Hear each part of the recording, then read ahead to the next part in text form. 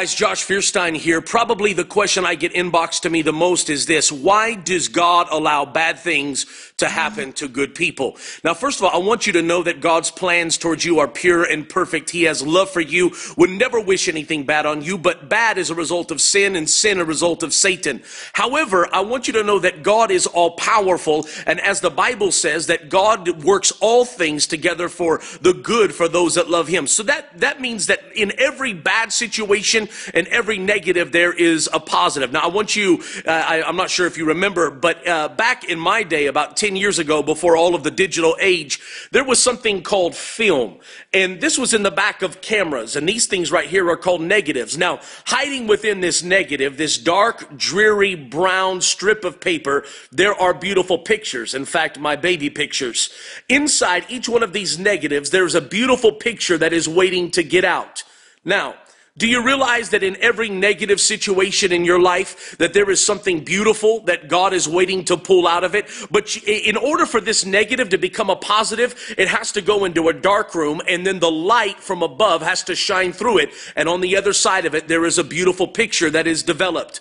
I actually have a friend who owns a large IT company now. And I remember talking to him one day, and I asked him, I said, how is it that you got into computers? Where was your passion? He said, one day my computer broke, and I took it to Best Buy and these other places, and they couldn't fix it. They just told me to buy a new one. He said, I got so mad at this computer that I ripped it apart. He said, and then I went and I fixed it myself. I figured it out. And out of that was born a passion for computers that now has led him to own one of the largest IT companies in all of California. Why do I say that? Because if it would have never been for his computer breaking, which would have been a negative, then he would have never torn it apart and never figured out how to do it and never formed the IT company, which is now making him millions of dollars. So I want you to think about that. You know, and in fact, I'm looking back at the story of Joseph and remembering that. Here is a young man that was beat up by his brothers. He was left for dead, sold into slavery, goes into Potiphar's house. He's accused of sexual harassment when he did nothing but good. And then he's thrown into a pit, into a prison for over 2 years. He's there in a dark dungeon of a cell. And you see, most people would have said that was a negative. He was forgotten about. He was abandoned. He was abused. He was hurt. He was busted, disgusted, down, depressed. But guess what?